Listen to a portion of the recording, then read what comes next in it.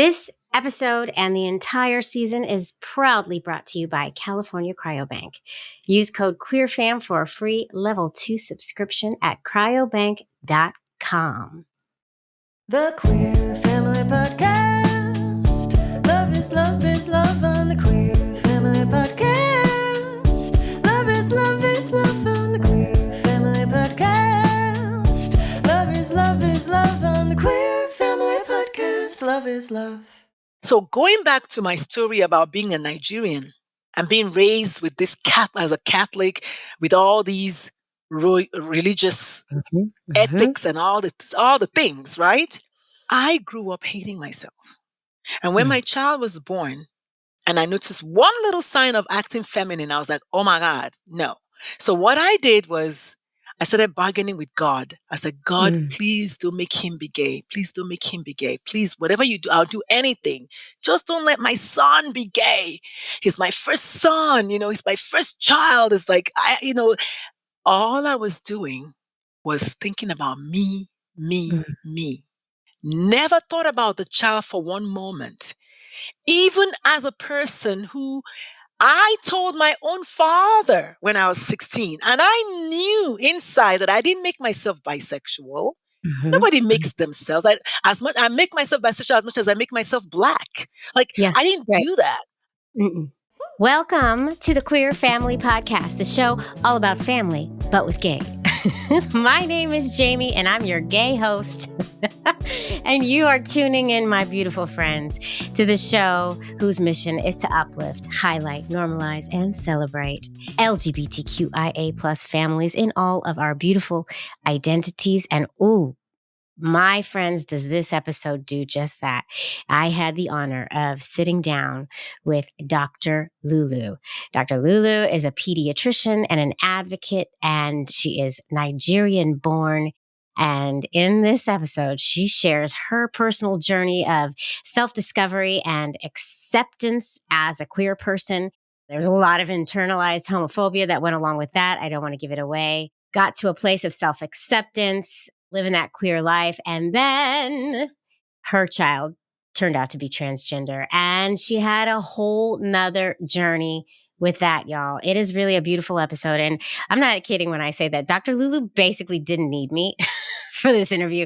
Dr. Lulu was on a mission to tell the story, and she did just that. She does a beautiful job. Y'all are going to be on the edge of your seat waiting to hear what she has to say. And not only did Dr. Lulu do a complete 180 in regards to her beautiful transgender child, she also now is a supreme advocate for all LGBTQIA plus youth across the world and is doing the good work. And I feel very lucky to know Dr. Lulu at this point. You're going to love this episode. So you're going to all take a listen and enjoy it. But before I roll that tape, y'all know I'm a finalist for an Anthem Award, which is a show that kind of highlights and awards purpose and mission-driven work like this here little podcast, and I want to win it. But I'm also, because I am a finalist in the DEI, the Diversity, Equity, and Inclusion category, it also makes me eligible for a community award, which every finalist is eligible for. And that comes with folks in the community voting. I hate asking y'all to vote. I hate asking y'all to do something else. And hopefully I don't ever have to ask you to vote again.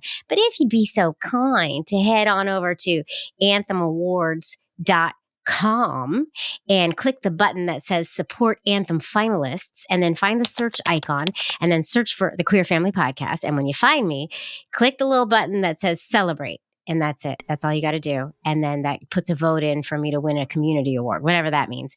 It doesn't change the fact that I'm still a finalist. So if you don't have the time, I get it. But it would be so fun if everybody just went in there and did that as a holiday gift to me. I wouldn't hate you for it. We only have 10 more days to vote. So if you have time, go for it. Go for it. And I have to say something before I roll the tape again. Mom brain is a real thing, because here's what happened recently.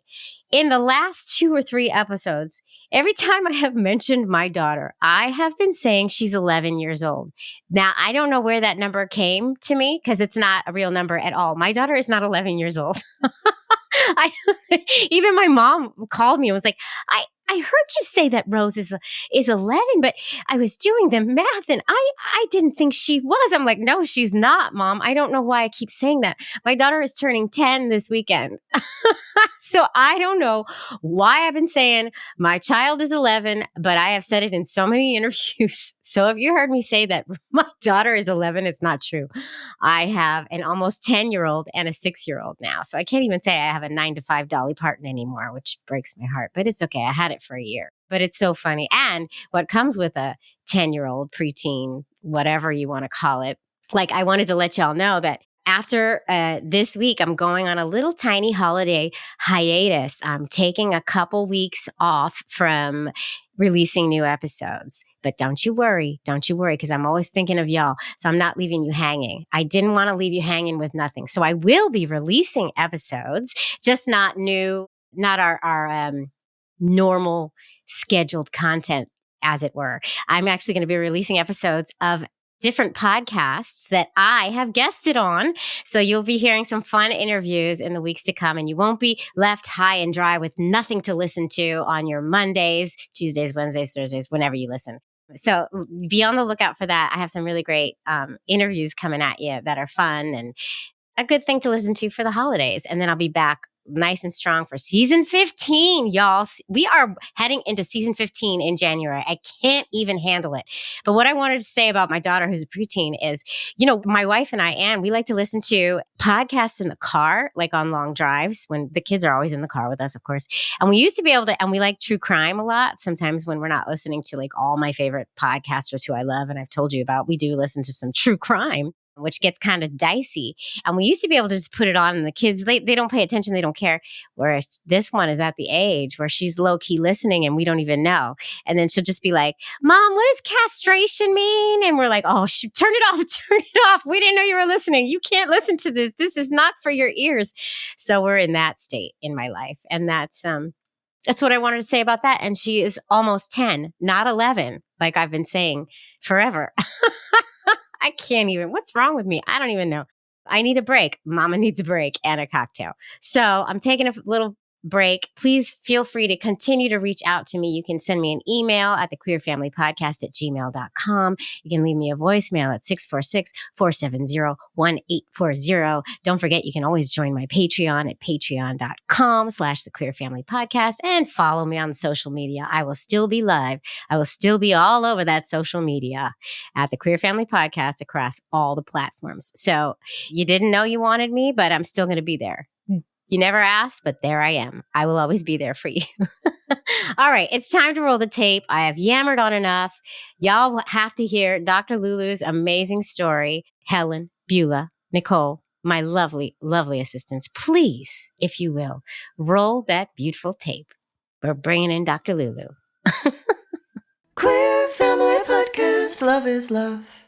Hi, Dr. Lulu. Hi, honey. How are you? I'm good. How are you? I'm doing just fine. Excited. Me too. Listen, for the listeners at home, we have already been talking so, like, I had to stop Dr. Lulu. Wait, Dr. Lulu, you're saying so much beautiful stuff. Wait, let me press record. So this is going to be a fantastic, beautiful episode. I can't wait to hear everything you have to say and your whole story. So I think without further ado, if you don't mind, I'm just going to say, let's get that 30-second elevator pitch if you're cool with it. On your mark, get set, go. So my name is Dr. Lulu, aka the Momatrician. I was born, bred, buttered, and slightly burned in Nigeria, one of the most homophobic and yet most religious countries in West Africa. I rep the real West Coast, just FYI. I'm a mom, I'm a pediatrician, and I'm a queer, proudly bi-plus person who agitates the governor of Texas on a daily basis because somebody has to. And by the way, my child is also trans. Hey. Okay, that was under time. I don't know how you got so much in, and you didn't practice that. You didn't even know about the elevator pitch. No.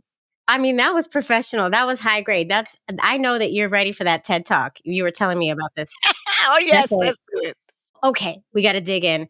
Dr. Lulu. Oh my God. Okay, so you are from Nigeria. Let's talk about that a little bit. You said like a very homophobic country, also very religious. Can we dig in? Let's talk about that because you're my first person who hails from the beautiful country of Nigeria. Of Nigeria, yes, Nigeria. So Nigeria was colonized by the British people. They came and we finally got our independence in 1960. And I was born 9 years later. So I was born in 69. And I have a very interesting tattoo on my right radial pulse, over my right radial pulse. Most people think it's a heart, but actually it's a 69. I know it's kind of funny. Maybe you can see it. And not only because I was born in 69, but also because my ex-wife was born in 69. And you Oh. can't see it now, but my favorite color is red and her favorite color is blue. So we have a Oh. red and a blue. And we have it over the radial pulse because it was long distance for a long time. And so what we did was every time I missed her, every time she missed me, all you had to do is just feel your pulse and then you can Oh. feel your boo, right? I say that because one of the things that I was told when I was growing up in Nigeria was you can never have a relationship or even a beautiful relationship with a woman and love her Mhm. and actually like marry her. You're Right. going straight to hell. I was raised to Mm, believe that I was going to go mm. straight to hell, can't collect 200, can't pass go. And that was who I was. When I was 16, I told my dad, I said, Daddy, I kind of like girls and I like boys. And Wow, bless good for my you. dad. I know, bless my dad, because one of the things that I realized now looking backward is he only knew what he knew. And he spoke from a place of love. And he said, "Ne, ne" is a term of endearment for your daughter, but it really means mother. Mhm. And he said, "Ne, it's just a phase. You're going to grow out of it."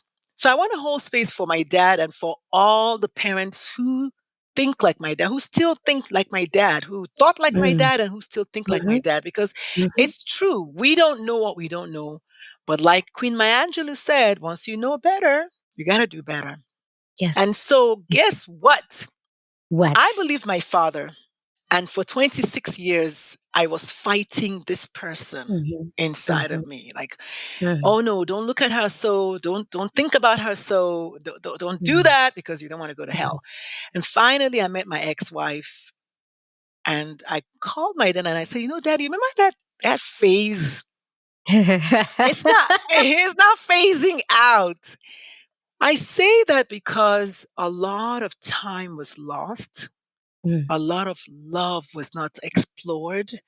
There was a lot of Mm. self hatred, aka internalized homophobia that was going Mhm. on in me, in my body, in my soul. I was like, don't do this because it's bad. Mhm. And now I know that my dad only knew that much. Mm. And so in the spirit of becoming bigger and better and more than our parents, you would think I would have done better when my child Mm. started showing signs of being a little bit effeminate. Now, let me tell you a Mhm. little bit about Nigeria. I'm from the Igbo tribe, IGBO, so I'm Igbo. And Mhm. in Igbo land, where I come from, having a first child born male, or like we say now, assigned male at birth, Yes. is the ultimate dream, is the Right. ultimate goal, is everything. Mm. Case in point, when I was born, I'm the first of six. When I was born, my parents named me Uchenna. Uchenna means God's will. Oh. So here's the Mhm. way I interpreted this. When my brother was born after me, my brother was named Ifanacho. Ifanacho means the child we desire. So tell me, if you Ooh. were me, what would you think? Oh, what am I, chopped liver? Like, Right. so Right. I came as a girl and they're like, oh, well, I guess it's God's will that we have a girl. And then when my brother came along, oh yeah, here's the kid that we're looking for. So, Yeah. I say Mm. that with Mm. joke, tongue and cheek, but it's true. Having Mhm. a male child is the desired outcome of every pregnancy. When women are born, when girls are born, or when a child is born and assigned a female at birth, we like, oh yeah, it's a girl. Okay, well, when is the next pregnancy? And if you have Right. three boys, oh my God, she's amazing. She's a beast. She's a robot. She's savage. She had three boys. It's the whole reaction. Like, oh, that's the lady that has five sons, or that's the guy that has, six sons. And Right. You're just put up on a pedestal. I want to say that because everything ties in. Mm. Everything ties Mhm. in to what we're seeing today. When a child who's assigned male at birth, how dare that child use their mouth to voice that they're actually trans and that they're actually a woman? You see, the society has put men, as you said, in a pedestal, whereas like they are supreme, they are above, they're everything, which gives birth to toxic masculinity, which, by the way, if you look into that particular syndrome, it leads to all kinds of negative outcomes, All kinds. including homicide of Black trans women today. Yes. As at this Yes. moment, we have over 400 Black trans women who have been killed this year alone. Let me tell you Yes. something. I'm a mother of a Black trans woman. If you were me, what would you do? Would you just relax and sip on your gin and juice? Or would you roll up your sleeves and get into the trenches and get busy? Well, I did the alternative, but I didn't always do that. So going back to my story about being a Nigerian and being raised with this as a Catholic, with all these religious ethics and all the things, right? I grew up hating myself. And when my child was born and I noticed one little sign of acting feminine, I was like, oh my God, no. So what I did was I started bargaining with God. I said, God, please don't make him be gay. Please don't make him be gay. Please, whatever you do, I'll do anything. Just don't let my son be gay. He's my first son, he's my first child. It's like, all I was doing was thinking about me, me, me. Never thought about the child for one moment. Even as a person who I told my own father when I was 16, and I knew inside that I didn't make myself bisexual. Nobody makes themselves. I make myself bisexual as much as I make myself Black. Like, I didn't do that. So the point I'm trying to make is just kind of to answer your very first question, everything ties together. And so when my baby was born, I low-key rejected the child as they started growing because I was like, I don't want this child to be gay. I don't want this child to be effeminate. I don't want this child to act like a... And so my mantra the entire time the child was growing up was stop acting like a girl. Stop. As a matter of fact, I have a chapter in the book. I don't have the book here, but I have a chapter in the book that is titled Stop Acting Like a Girl, because that was my mantra for my child the entire time the child was growing. And when she got a little bit older, she's like, Mom, what do you mean stop acting like a girl? How do girls act? I said, the way you're acting. You're not a girl. You're a boy. It runs so deep, right? Yes. And I say this with so much passion, Mama, because as the child grew, I pushed the child away. At one point, I took the child to the pastor, my friend who's Pastor Anthony. I said, please pray for my child. I don't want my child to be gay. Please pray for my child. I don't know what Pastor Anthony was praying for my child, but they prayed. So I want to say this to say, I am very happy to tell everyone who I was. And the fact that once you know better, you do better, it doesn't get any better than that. As my child grew, I was pushing the kid away. When she turned 16, she was going off to college. She got into Stanford. I was so excited. Oh my God, my child, my child, my child, my child, my child. So excited, right? Yeah. And then the first thing that happened was I got blocked on Twitter. Oh. Then I got blocked on other social media platforms. And I was like, wait, what's going on? That's coincided with change of pronouns. I didn't know that. I was just like, why is my kid blocking me? What's going on, right? It was like quicksand. The more I wiggled, the deeper I sunk. I was creating a big old wedge. It was getting wider and wider. On the one hand, I was very proud of my kid, very supportive of academics. If you know Nigerians, we're like so proud to be educated and all that. Do you know what my kid said to me? She said, one time, she said, Mom, I will take back all of the straight A's, all of the 5-time state spelling bee champion of the state of South Carolina, all of the full scholarship, full ride to Stanford. I will take all of that back if you had just seen me for who I was. I'm going to let that sink in. So on the one hand, I am this doting mama, So proud. But the whole time I'm like, God, please, I'll do anything. Just don't let this child be gay. And the whole time God is like, so what had happened was, I don't know, like, what are you saying exactly? Because Have you looked in the mirror? I Yeah. know, like, wait, what? This is so real because this is what we are reduced to because of religious trauma, Mm. because of cultural trauma, because of societal expectations. We effectively push our kids to death. I say that with my full chest because if you look up, Jamie, I'm knocking wood. Yes. if you Yeah. look, now I say that because, and I say that with my full chest because my first TED talk is about youth suicide prevention. So I know Mm. what I'm saying. We push our kids to death because if you look at the studies that have come up have shown that African American children aged 5 through 12 are twice as likely as their white counterparts to die by suicide. Mm. I didn't make that up. Dr. Lulu Mm. didn't had nothing to do with it. It's a study that has been repeatedly shown that that's the number we're dealing with. And when they Mm. go back to why this is happening, ACEs. Have you heard about ACEs before, Jamie? Aces.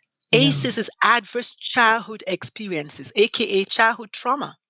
Oh, well. So we found out that African American children who are dying by suicide, the root cause is childhood trauma. The average drug company doesn't want you to say that. They want you to say the root cause is depression so they can sell their Mm-hmm. pills. Mm. That's why the book that Oprah wrote with Dr. Berry is so important, which, by the way, my TED Talk came before that book. And in my TED Talk, I said the same thing. I said, don't ask the children why, ask them what happened. Mm-hmm. And so going back to my child, I want you to see how a child who did not create themselves, who wants the best thing a child wants from any parent is for them to see them wholly as they are, fully as they are, in all of their everythingness. I saw my child up to a point that I didn't want to see. Right. Forget that I was struggling with my own self, had my own. You were not seen. You're repeating this cycle, but also living out your truth as best you can, but also with so much internalized homophobia and hatred of yourself. I love it. You're not alone in that. That is, I think every single listener can hear what you're saying and understand it and recognize this, Recognize the fact that children yearn for parental love, yearn for parental affirmation. Here's an example. A toddler who does some, mommy, mommy, mommy, come see this. Come and see what I did. Mommy, mommy, mommy, come and see this. Mm-hmm. They yearn for parental affirmation. And what the children will do is they will lessen themselves, they will diminish themselves, they will do anything they have to do so you can see them. No Mm-hmm. child ever wants to disappoint their parents. And I was my own child. I got straight A's. I got full scholarship through high school and medical school. I did the exact same thing my own kid was doing. Mm. And so when I say to people that my child's, I don't use the phrase coming out, I use the phrase inviting in. My child's Mm. invitation into their transgender world sets me free. Mm. Let me Mm-hmm. tell you. God's will. There it is, Uchenna. That's God's will. I never even thought about that. Thank you for saying that because recently I was looking at Instagram like we all do, and I saw Wakanda Forever, the Black Panther. Uh-huh. Chadwick Boseman was talking about purpose, how your purpose is not even about the work you do or the people you meet. Your purpose is about that thing that God gave to you that said, this is what I want you to do. This is the legacy I want you to leave. This is what I put you on this earth for. And you're right. People usually, kind of manifest what their names are. So Mm. this work that I'm doing, I'm going to forever talk about you, Jamie, because I'll say, you know what, Oh, Jamie told me on their podcast that, my name, I'm actually now living my name. I'm you are. manifesting the proclamation that was my name, which is what we do in Africa, by the way. When we name our children, it's usually based on circumstances, based on an announcement or a proclamation. Something is happening when we're Mm-hmm. naming our children. That's kind of how we name our children. Mm-hmm. So thank you for that piece of revelation. This was so needed. I love that. Okay, look at us just making progress here. I tell you what, you really did. You got the child that you needed in order to get to your place of freedom. And it's ongoing, as transitions are and as growth is. It's always ongoing, as you know, but that is really deep. It is deep. Deep is what if deep is what we have, then deep is what we use, right? Deep Deep is is what it true. is. It is, and I love what you said because this book hasn't been published yet, but this book is in the works. It's called Invited In. Mm. Invited In: How to Become the Parent Your LGBT Child Needs. So it's not just having the child that I need; it's also becoming the parent that my child needs.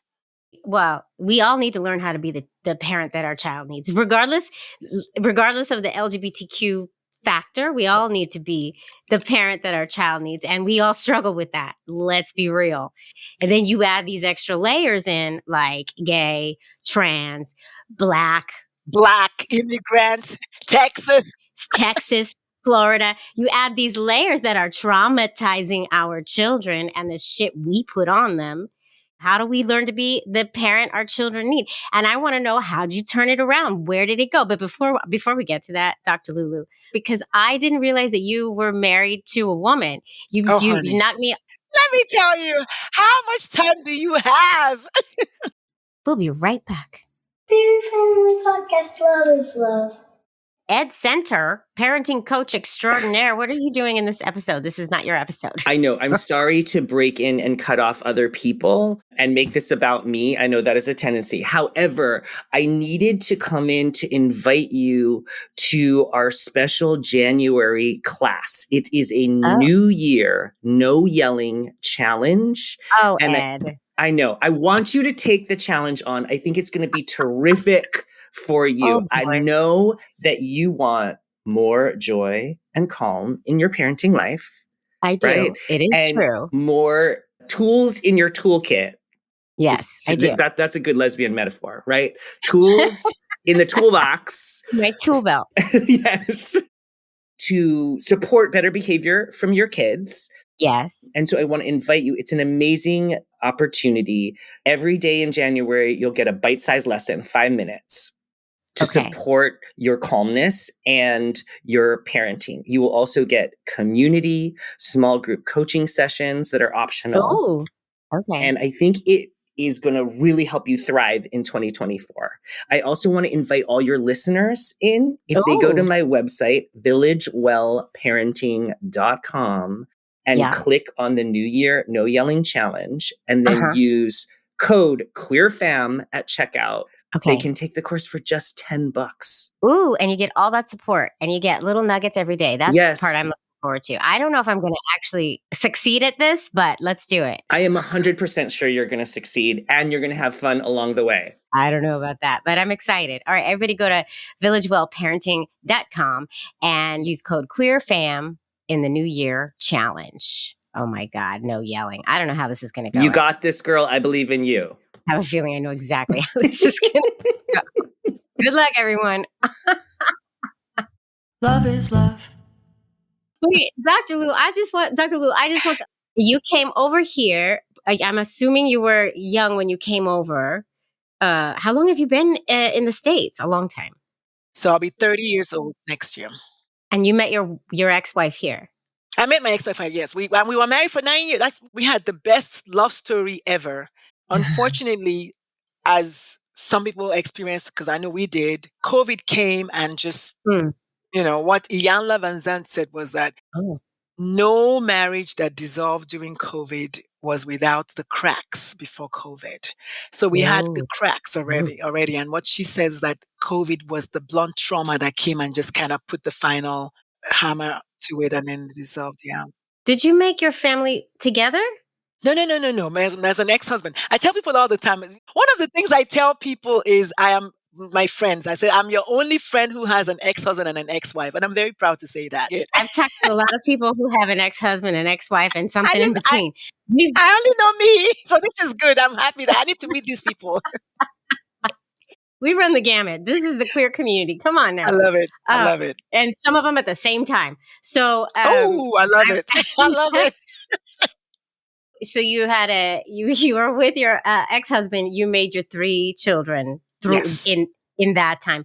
Then you met ex-wife, and then you did like a blended family thing, just for the overview of Yes. your family story, because the listeners all know all kind. Like, you know, we want to know how did it come about? Where did the babies come from? Who did who had the babies? You know, how much of an influence was your ex-wife in the family, and how much the ex-husband? You know, all these things. These are important too. I mean, my ex-husband and I were married for 13 years. My ex-husband and I were married for 9 years. So, I mean, I'll be 55 my next birthday. So, I mean, I've been around for a minute and a half, right? Yeah. Met my ex-husband when I came here. We got married in 98, I think. And then the eldest was born in 99. So we got divorced in 2009. And then I got remarried in 2012 to my ex-wife. And then we got divorced last in 21. So about 9 years later. So yeah, the kids were already born, tubes already tied, everything was done. I've always wanted to have 3 children. It didn't matter to me. And one of the things I used to tell my ex-husband before he passed away, actually, was, I said, no, I've always wanted 3 children, 2 boys and a girl, right? That had always been my dream. But then I had 3 boys, in quotes. Oh, you did? I know, and then in my mind I'm like, oh well, God, you know, I really wanted a girl, but my child said to me, Mom, you've always had a daughter, and it's just so deep. I was like, oh my God, like I missed that. I missed it. I was too busy looking. Let me tell you. Oh man. Okay, let's go back, because how did you turn it around? What did you do? How did you get to the place? Because now you're coaching folks and you're writing books, and you are an open book, which I absolutely love. And I love how candid you are about the parent you were before. Yes, absolutely. Let me just tell you, I have family members who are LGBT. More than half a dozen that I know right now. However, it's Nigeria. Yes. There's religious chokehold. So it doesn't matter if you're LGBT or not, you're going to mess around and not be no LGBT, because bad things can happen to you. So that said, that was part of who I was indoctrinated into this kind of system. So coming to the US, I just changed my location, but I was still me, right? One of the things I tell people all the time is, because I'm bi plus, we can easily cover as heterosexual all day. And so I did that, and I perfected that act until I met my ex-wife, and then she was like, no, we're going, no, you're not doing it. And so, but the point I'm making is that my own ex-husband rejected our kid. Yeah. And so I needed to make a very quick decision, because I know the impact of parental rejection. I know all of that. So going back to the more you know, the better you do. It doesn't get any better than that. I was pushing back, don't get me wrong, the entire time. At the graduation from Stanford, my kid was getting the award of excellence from the College of Arts and Science. And the announcer kept saying, they this, and they that, and they this, and they that. And I was like, son, I thought you were the only one getting the award. Who are all these people? True story. As God is my witness. I said, son, wait a minute. I thought you were the only one getting the award. Who are all these people this man is talking about? Who are they? Yeah. And then this was 2020, graduation. So my middle child said, Mom, and I usually use X when I talk about my kid. My middle child said, Mom, I think it's because X is non-binary. I was like, what the fuck is that? And I asked my ex-wife, I said, dude, what is non-binary? She was like, I don't know. That's your kid. What is, we didn't know. Right. You are in a queer relationship, 9 years. It's the more you know, right? I am like, what the fuck is non-binary? Non-binary is what? I was like, wait. I used my mouth to say, I now said, I thought you were just gay. You see that? Do you see how the brain works? Yeah. At the whole time, I was like, God, I don't want a child to be gay. And then I now say, wait. I thought you were just gay. What is this non-binary? I want to say this because it's so beautiful when you allow yourself to just lean in and be vulnerable. One of the things I talk about in my TED Talk is the vulnerability in parenting is so needed. We have to parent as students. My third TED Talk is titled, Let the Children Lead. Parenting as students. We have to parent as students. You have to assume that your child, every single child is a blank slate. You don't know them. And you're going to let the child tell you who they are. So when I found out that non-binary exists, because I never knew, that was when I realized that, wait a minute, when you're talking about LGBTQIA PP02S, when you're talking about that, there is sexuality and there is gender. Yes. I didn't know that.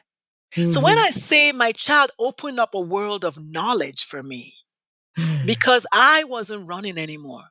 It was at the graduation I found out about the non-binary. And of course I pushed back. Hello, I'm a Nigerian mother. I'm like, nah, this is not happening.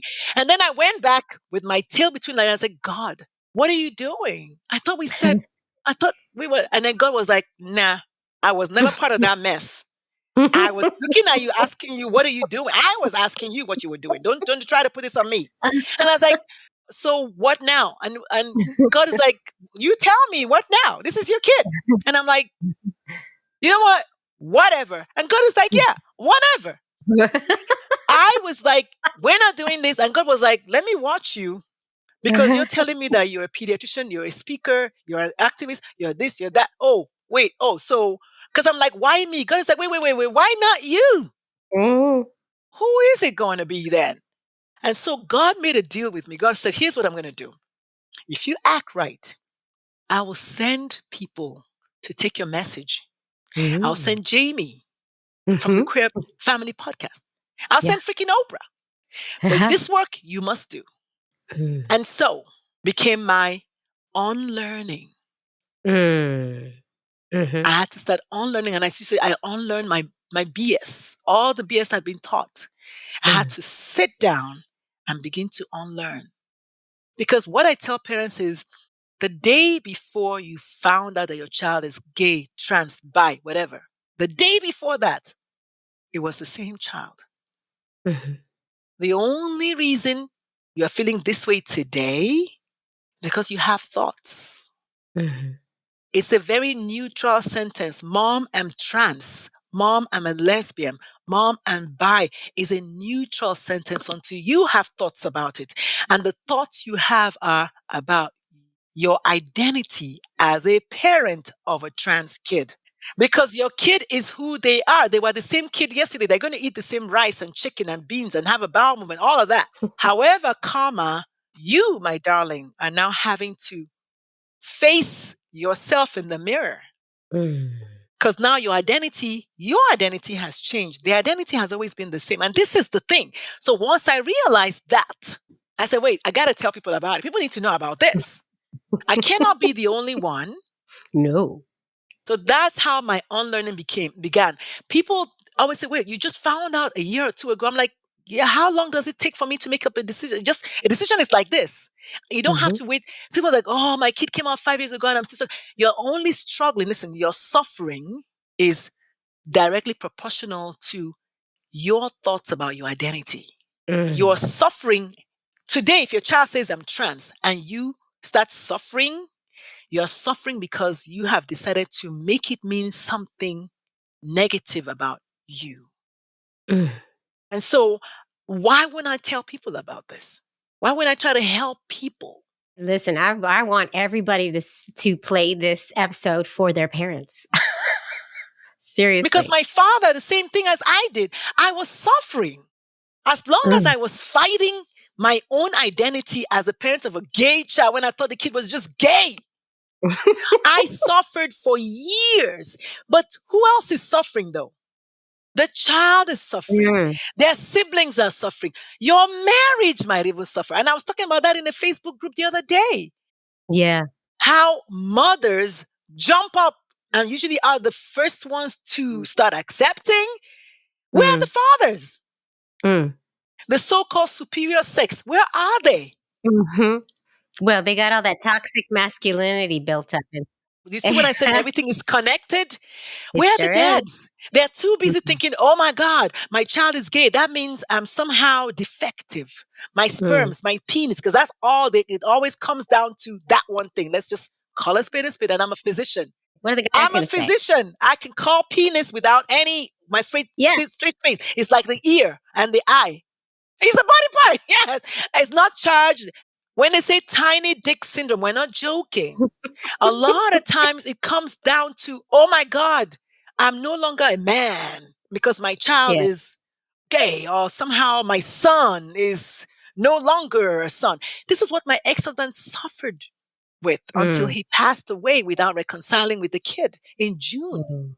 Sister, so when I'm telling you this, I'm talking about lived experience. Yes. I had to watch my kids suffer from now being ostracized by my dad, ostracized by my mom, ostracized by my family members. So if you were me, what would you do? Would you leave the kid? So when I tell you that suicide is high, you can kind of begin to see why. 100%. 100%. I want to say also, I wonder how your daughter talked to her friends about your acceptance or lack of acceptance, being a queer mom yourself. I wonder what her takeaway was during the time before you made the big switch and grew and realized everything. I love that question. I love that. That's wonder. I love it. My kid told me on Christmas Day in the morning, I got a phone call and I'm thinking, hi, Mom, Merry Christmas. Nope. It was, hello, Mom, I'm trans. On Christmas Day on 2021. What are you transferring? Because we were at that time we were at the New England Conservatory of Music, and I'm like, are we transfer? Was trans what? I'm transgender, and I was like, I thought you were non-binary. Wait. What about the non-binary?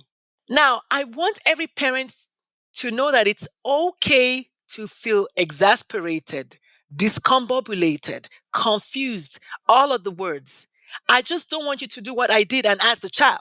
Because many children who are transgender do what my kid did.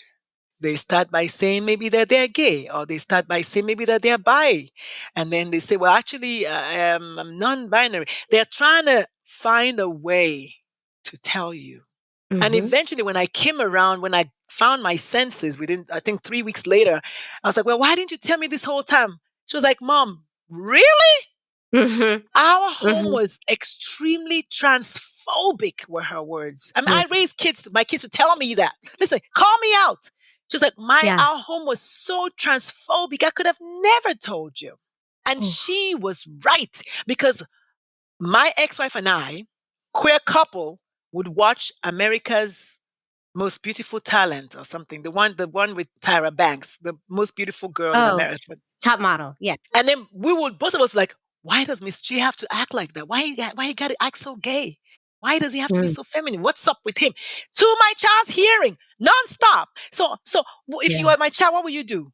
I am so thankful that my child never, to my knowledge, attempted suicide and all the things, right?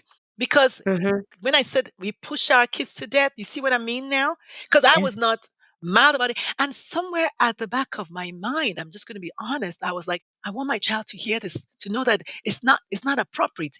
Even as societal pressure is so powerful.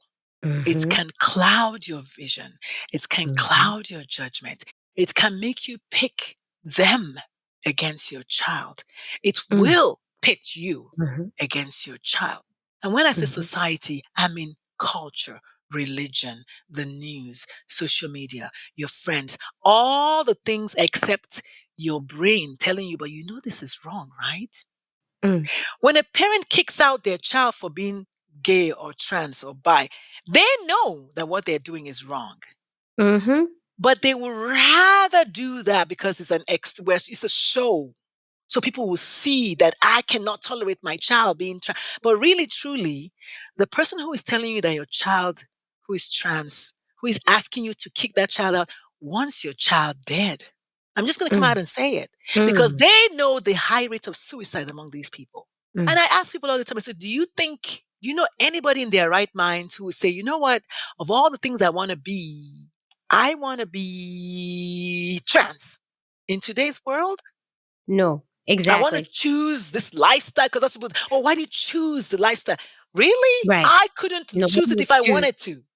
No. Oh, I'm grooming my child. What? I say, my child, come, son, let me show you how to be a girl. Let me show you how to be trans. But this is what the politicians are telling us that we're doing. The rhetoric is crazy. That's why I am on a mission with this show to get our words out there and the way we're raising our families, which is very, very different in many cases than the rest of society and the rhetoric that's out there. And, I'm trying to normalize this. I'm trying to normalize the weird. I'm trying to normalize the different here because this is the way, in my opinion, to be the way we are raising our children, trying us queer folks who already know what it feels like to have the wrath of society upon us or our parents or whatever in different degrees, right? Those of us who, like you, have come out of it on the other side and who now know better, we're the ones that society should be listening to. I full-heartedly believe this. I love and that. Yet this podcast is still quote unquote niche. It is not considered like mainstream family and children because it's gay. Because they have to somebody has to be othered. We'll be right back. Queer Family Podcast, love is love. All right, y'all, it's time to talk about my California Cryobank promo code that I have for all of you to go make those babies this holiday season.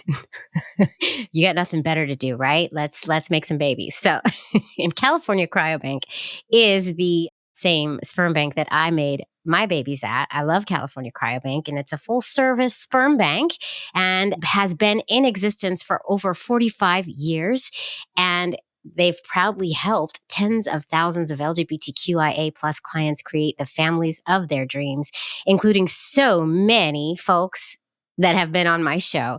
And they are the number one sperm bank in the US. They ship to over 40 countries, and they have one of the largest and most diverse selection of sperm donors out there, which is very, very important. So to learn more, what you're going to do is visit cryobank.com, and you're going to use code QueerFam, and that's going to get you a free level 2 subscription to their donor catalog. You can also use that code QueerFam, QUEERFAM, for a nice discount on their level 3 subscription, which gets you even more things. So if you're looking to make that family, make it with me and then let me know, and then so I can take credit. Use that code. Let's make some babies, y'all. Let's make some queer families and change this world. Okay. Love is love. And I don't want to say this. I love what you said. I also don't want to say that all queer folks get a pass. No. Because I know, as you know, that enough of us have internalized homophobia.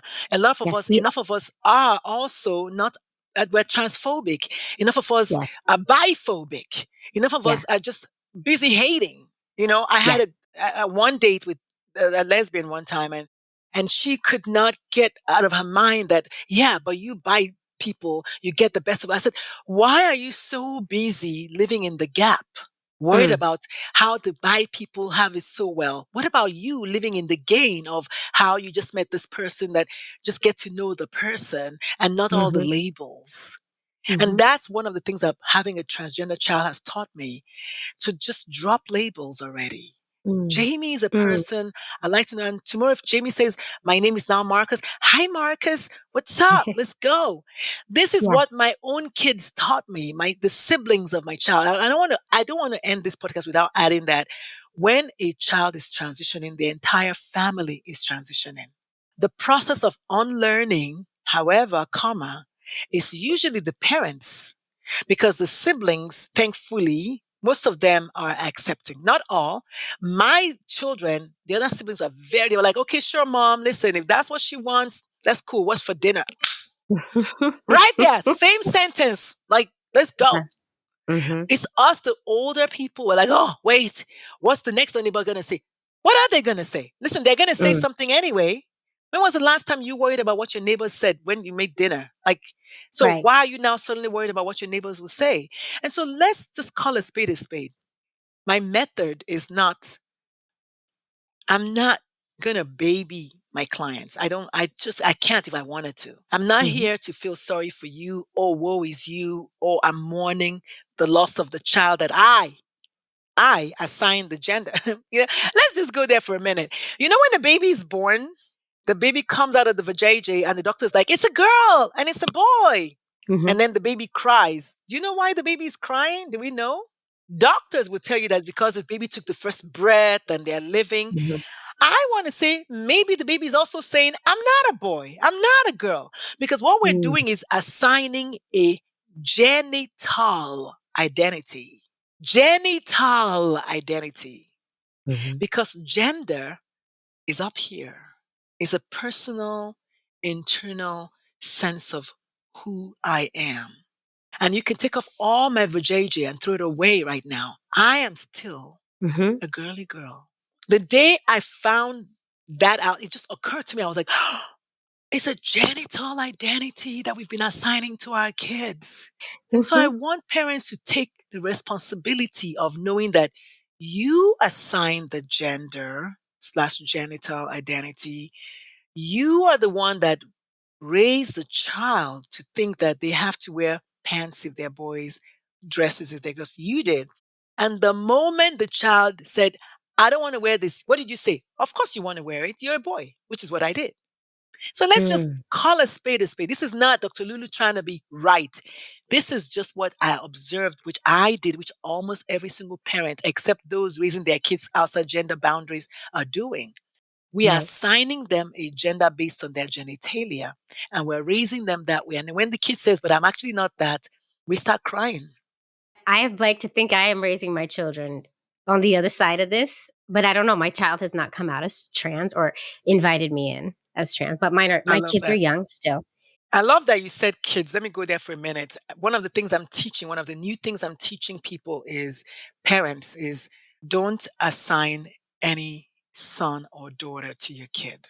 Go Mm. with my child all day and then go with my child that I'm raising as a boy, my child that I'm raising as a girl. So that when the child says, I'm actually not a girl, you're like, you know what? My bad. I You're was already the one halfway raising. there then, right? I'm just saying, like, once I started leaning into this, it was like, how come it took you such a short time? How long do you want it to take me? Like, Yeah. I don't want to be suffering. What does my child need from me? How can I help my child? Those are the questions you want to ask yourself. Because half of the parents that are not affirming, they will tell you, oh, my child is the most important person to me. That's a lie. First of all, nobody else should be the most important person to you in your life. However, you are the most influential person in your child's life. That's two different things. The truth is, everybody must be the most important person to themselves. That's called self-care, self-love, selfishness. I like that. However, when it comes to your kid, you are their first influencer. And so what you're thinking and what you're feeling and what you're saying and what you're doing matters. Yeah. Because the baby It's is heavy. watching like my kid did. That's so heavy. And you're so I right. bet you didn't And think you're like, I'm going to see this lady today. I don't know what I'm up against, honey. Dr. Lulu, I don't think I needed to really speak at all. You just have it. You just roll with it. You go. I don't think you needed me for this interview, but I do want to say the one thing. And I want to personalize this a little bit from my perspective on this. And the listeners know this like way too many times. But when I had my child who was assigned male at birth, I knew. Oh, I love it. I mean, that's not new. That's not new. But like Exactly. when I found out I was having a boy, right? I didn't want a boy. I freaked out. I have such a hard time with the idea that I would birth a male, the idea that I have to raise a male. It was all so very heavy for me, too much. So I'm the exact opposite in a way, right? And so now my child is really trying to understand his gender in a house full of women. And so it's a different thing for him. So because he's the only one with a penis, right? He's 6. So he's learning. Oh, well, and so he talks about it all the time. He talks about, I'm a boy, because he's I trying to love it. understand, how do I fit in I love it. to this world I'm in? My point with this is that gender and the construct of gender runs so deep on both ends of this. Whereas Everywhere. I feel like I would be fine if my child came to me and said, Mom, I'm trans. I feel like I'd be okay with it. But at the same time, did I not freak the fuck out when I found out I was giving birth to a penis? Right? So I think that there is so much crap that goes It is. along with this construct of gender. I love the self-awareness for you. What you need to do probably next is go deeper and actually do write on your journal. I have enough journals. Do write in your journal and explore where that came from. A lot of times, as you know, it's something deeper, something maybe from the childhood, some intersecting points when we're younger. It's important for your own freedom. Have nothing to do with your child. This is for your own freedom to explore why you had such a knee-jerk response and why you felt so the way you did. And this is what I tell the parents that I coach. Yeah. I love that, you're shocked and you're scared and you're wondering, and did I do something wrong? Because that's what my ex would then blamed me for making the child gay. Straight up said it was me. So, and then of course I believed him. But the truth is, you gotta go there. I mean, we're usually afraid of finding out the truth, but the truth will set you free. So if you spend enough time going in there, getting curious, asking yourself, well, why did I feel this way? And be honest with yourself. Nobody needs to know. And if you don't do it, nobody's going to know either. But this is for your own sake. This will make a great podcast episode for you the day you find out why. This is what they say, right? The day you were born and the day you find out why. So the day you decided, like, or you in your head, oh my God, I don't want to have, I'm pushing I don't want to have a boy. I don't want to. Why is that? Yeah. Oh, I know. I need to go deeper. There's probably so many layers in there. And it is interesting. I've talked about it so much on this show too, but I haven't gone deep enough to understand why. It was so visceral, honestly, my reaction to that I told my wife, we're not telling anyone. Like, I was embarrassed. That's telling. I was afraid to tell people that I was having a boy. I didn't want to. I love it. We waited on that news. We waited a long time. And then finally I was like, I have to tell people. Like, it was like I was angry that I had to tell people. It's really, it's deep. That doesn't take away from the love I feel for this child. Oh, no. The one thing has nothing to do with the other. This is purely you versus you. This is purely Jamie versus Jamie. And I love that you isolated embarrassment as an emotion. I love that you isolated that. That came out of whatever is going on. And it's not, even if you've talked about this 11 times. Today, I heard you isolate embarrassment. And so what I will offer as a coach is, and what are the things that usually create embarrassment in Jamie's life? And how has Jamie handled those in the past? There's this emotions wheel, feelings wheel. You can go there and find all the feelings and just go and just get curious and then get to the bottom of it, because ultimately you will feel so free because now you know. And I say that because a lot of the parents that come to see me have the opposite problem. They want to know what they did wrong to make the child trans or the child gay. And I tell them, I said, you can look all you want. You won't find an answer because you didn't do anything wrong. And then, like I said, I went back to that suffering, but the suffering is because of that. But really, for them, it becomes a familiar emotion. Well, I just don't know what I did wrong. And that they hold on to that sentence and they hold on to that statement, and it becomes part of their identity, and they don't want to let go, because once they let go, they'll find out that they didn't do anything wrong. So then you have to accept the kid. And then you have to go deeper, right? And find yourself. Find yourself. And that's what I think it was Les Brown that said, when you dig deep into the middle of fear and you look in, you'll see yourself, which means you find nothing, really. I did not think we were going to go this deep, Dr. Lulu. I also did not think I was going to get a coaching session. You have a life to get through. We have to move on. And I want everybody to know, where can they find you, Dr. Lulu? And where can they read your books? And tell everybody all the things so that everybody can go find you. I have a brand new I'm actually not a pediatric practice, but I'm calling it a pediatric practice because I'm a pediatrician by default. But I have a brand new gender-affirming family coaching practice that I'm opening up in Atlanta, Georgia next month when I move. It's the only one of its kind because it's Black owned and Black operated by me. And I'm going to be working with parents and families because I realized that when one child is transitioning, the entire family is transitioning. And the idea came from my youngest child, who said to me one day, he said, "Mom, you do know that I went from having a big brother to having a big sister, right?" I said, "Yes." And he was like, "Mom, nobody talks about that." And I was like, "You're right." So siblings' lives matter too.